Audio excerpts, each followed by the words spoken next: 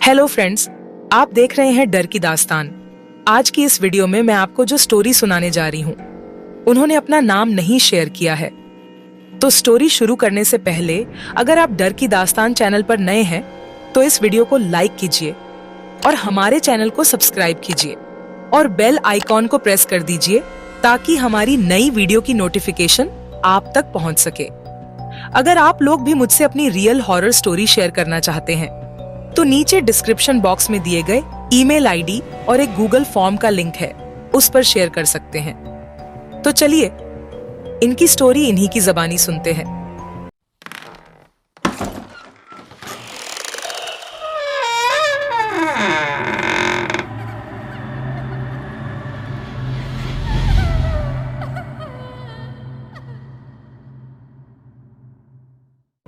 अगस्त 2020 की बात है।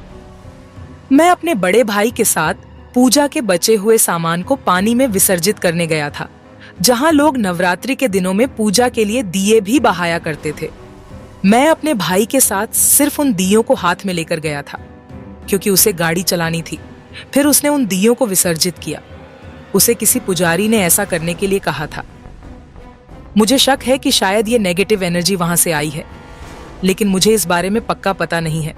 घर आने के बाद मैं अपना फोन चला रहा था और हॉरर रील वीडियो बना रहा था। बचपन से ही मुझे हॉरर स्टोरी देखने और सुनने की आदत है। मुझे अचानक कहीं से कुछ अनयूजुअल और अजीब सा महसूस होने लगा। मैंने हॉरर वीडियो बनाना बंद कर दिया। तब से ही मुझे एक अनजाना सा डर लगने लगा, जो मौत को दावत देने वाला डर था। मैं सिर्फ इतना ही जानता हूं कि उन महीनों में मैंने क्या महसूस किया था, जो एक पूरे साल में डेंजरस नेगेटिव एनर्जी में बदल गया, जो मुझे हर दिन इफेक्ट कर रही थी। मुझे लाइट से, आवाज से, खासकर तेज आवाज से डर लगने लगा था। मुझे हर दिन, हर जगह, मेरे घर पर, बाहर भी उस नेगेटिव एनर्जी का डर महसूस होता था। मुझे नहीं पता कि वो क्या था। कोई भूत, जिन्न, प्रेत कहां से आया? ईमानदारी से कहूं तो जैसे कोई मुझे मार डालेगा। मेरे मन में कभी भी और कहीं भी नेगेटिव थॉट्स आने लगे थे, क्योंकि वो नेगेटिव एनर्जी मेरे मन और मेरी सोल को इफेक्ट कर रही थी।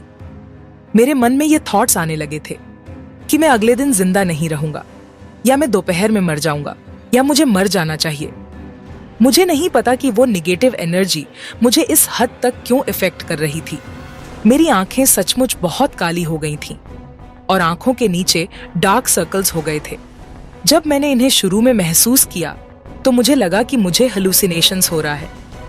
मैंने अपनी तरफ से पूरी कोशिश की कि उस नेगेटिव एनर्जी को मेरे मन पर इफेक्ट न करने दूं, लेकिन वो नेगेटिव एनर्जी इतनी खतरनाक थी कि आखिरकार उसने मेरे मन में नेगेटिव थॉट्स पैदा कर दिए, जैसे कोई आपको मरने के लिए मजबूर कर रहा हो।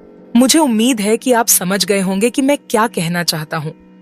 मैंने ये बात अपने मम्मी पापा को भी 3 से 4 दिन बाद बताया था, जब मुझे किसी नेगेटिव एनर्जी का गहरा असर महसूस हुआ और मैं अजीब महसूस करने लगा। पहले तो उन्हें लगा कि ये मेरा भ्रम है, क्योंकि मैं हॉरर स्टोरीज देखता हूँ और हमेशा हॉरर चीजों के बारे में बात करता हूँ। जब मैं अपने पापा और भाई के सामने रोने लगा, क्योंकि वो लोग मेरी बातों पर यकीन नहीं कर रहे थे, तब उन्होंने समझा कि मैं रो रहा हूं तो मेरे साथ सचमुच कुछ सीरियस चल रहा है। तो उन्होंने कहा कि इस मामले को सॉल्व किया जाना चाहिए। मैंने उनसे कहा कि मुझे लगता है कि कोई मुझे मार देगा। उन्होंने मुझे समझाया और कहा कि डरो मत, कोई भी तुम्हें नहीं मार सकता है। इंसान से बड़ी कोई ताकत नहीं है और भगवान तुम्हारे साथ हैं। हम तुम्हारे साथ हैं, डरो मत। हम इस मामले को अब देखेंगे जब तुम ऐसा महसूस करोगे और इसका सामना करोगे। अब मैं आप लोगों को बताऊंगा कि मैंने महीनों तक चलने वाली इन भयानक सिचुएशन का सामना कैसे किया। मैं अपने घर पर हर टाइम रोता रहता था। मैं अपने घर के मंदिर में बैठकर भगवान के सामने भीख मांगता था कि भगवान मुझे ठीक कर दो। मैं इस तरह क्यों पीड़ित हूं? ये नेगेटिव एनर्जी मुझे क्यों इफेक्ट कर रही है? मैंने सोचा शायद किसी ने मुझ पर काला जादू किया है। मेरे साथ ऐसा क्यों हो रहा है? मैंने सभी धार्मिक किताबों को पढ़ना शुरू कर दिया था, जिसे हम रोजाना पढ़ते हैं। जैसे कि पथ पढ़ना, हनुमान चालीसा पढ़ना। तब मेरी माँ ने मुझसे कहा कि तुम हनुमान चालीसा पढ़ो, कोई भी नेगेटिव एनर्जी तुम्हें छू भी नहीं सकती मेरे बच्चे। भगवान सबसे बड़ी शक्ति है और तुम्हें कुछ नहीं होगा। मैं हर रोज हर पल हनुमान चालीसा पढ़ता था और उसी समय रोता था। उस समय सिर्फ प्रेयर्स ही मेरी मदद कर रही थी। मेरी स्थिति के बारे में सुनने और देखने के बाद मैंने अपने पिता से कहा कि वे मंदिर जाएं और पुजारी से पूछें कि मेरे साथ क्या हो रहा है और इसे ठीक करें। पुजारी ने बहुत सारे पैसे लिए और एक धागा दिया जिसे मैं अभी तक पहन रहा हूं। लेकिन ईमानदारी से कहूं तो उस पुजारी के पास जाने से कोई नतीजा नहीं निकला। उसने बहुत सारे पैसे लिए और कुछ छोटी सी पूजा की। वो एक पुजारी था, लेकिन वो सिर्फ पैसे के बारे में सोचता था और उसने कहा कि ये तुम्हारा भ्रम है, क्योंकि उसे सिर्फ पैसा चाहिए था। उसके बाद हम हनुमान जी के मंदिर गए। मैं अपने बड़े भाई के साथ गया था। वहां भी बुजुर्ग पुजारी थे जो लोगों की परेशानी को सुनते थे। उन्होंने नेगेटिव एनर्जी के मामले में कहा कि हम एक हवन करेंगे और मेरे भाई से कहा कि हाँ ठीक है। पुजारी के जूनियर साथी जिन्होंने हवन किया था, उन्होंने कुछ ज्यादा ही पैसे लिए और कहा कि अब तुम जाकर वहां बैठ सकते हो और जाप कर सकते हो। जैसे जय श्री राम का पाठ लगातार 1 घंटे तक करो। वहां और भी कई लोग थे, तो मैं भी वहां बैठा और 1 घंटे तक मैंने जय श्री राम का जाप किया।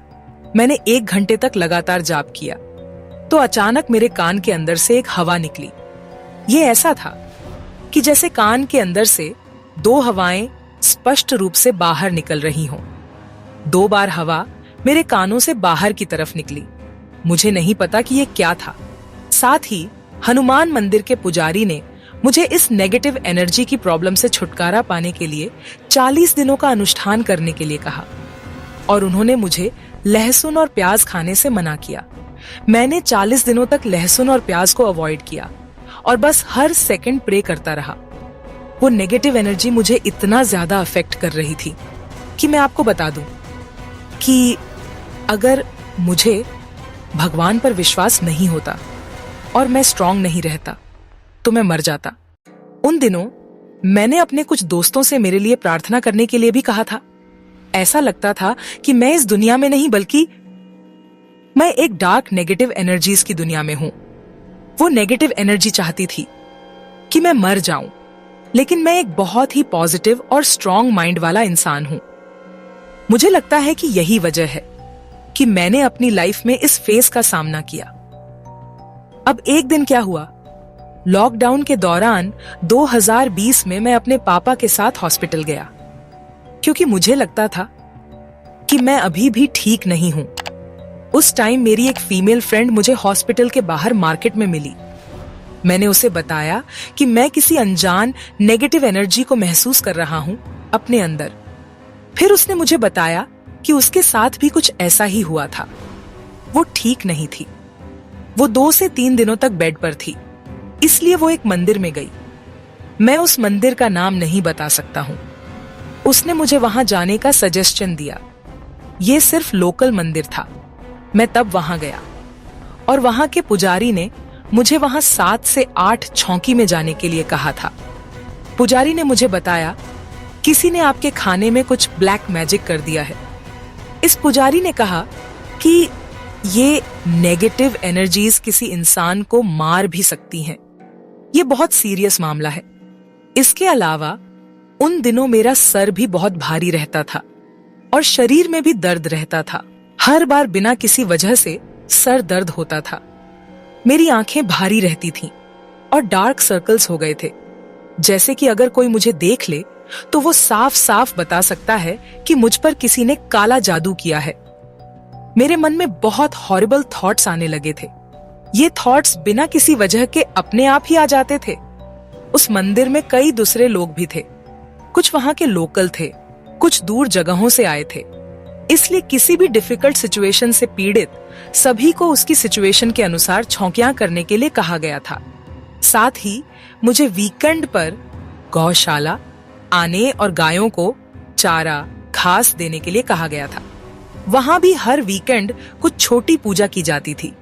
मुझे रेगुलर कुछ आटा, चीनी, पैसे चढ़ाने होते थे और दूसरे लोग भी वहां होते थे। मैं रेगुलर छौकियों में भी जाता था, जैसा कि मुझे बताया गया था, और हम लगभग 12-15 पर घर आते थे क्योंकि छौकियां देर से खत्म होती थीं। पूजा और छौकियों के खत्म होने के बाद भी मुझे लगता था कि नेगेटिव एनर्जी खत्म नहीं हुई है। ये सिर्फ 50 से 60% ऐसा था। ईमानदारी से बोलूं तो उसके बाद मैं ठीक महसूस करने लगा था, लेकिन फिर भी जो भी नेगेटिव एनर्जी मेरे साथ थी वो अभी भी थी। मैं एक स्ट्रॉन्ग पर्सन हूं, इसलिए मैंने कभी भी अपनी उम्मीद नहीं खोई। हालांकि मैं ये नहीं बता सकता कि मैं किस दौर से गुजरा। ये एक बुरा वक्त था, हर सेकंड बुरा था। मैं हर रोज हनुमान चालीसा पढ़ता था और भगवान से प्रे करता था कि वो मुझे पूरी तरह से ठीक कर दें। इसमें 1 साल लग गया और धीरे धीरे जो भी नेगेटिव एनर्जी थी वो चली गई। मैं अभी भी प्रे करता हूं, एल और भगवान का शुक्रिया अदा करता हूं कि वो नेगेटिव एनर्जी जो भी थी या किसी ने काला जादू किया था, भगवान का शुक्रिया कि उसने मुझे ठीक किया और मुझे मरने से बचाया। मुझे अभी भी अपनी भी ये स्टोरी शेयर करते वक्त गूज़बम्स आ रहे हैं। मैंने पहले कभी नेगेटिव एनर्जीज पर भरोसा नहीं किया। मैं सोचता था कि अगर मैं इसे अपनी आंखों के सामने देखूंगा तो ही मैं मानूंगा कि नेगेटिव एनर्जीज होती है। इस एक्सपीरियंस ने मेरे विश्वास को बदल दिया।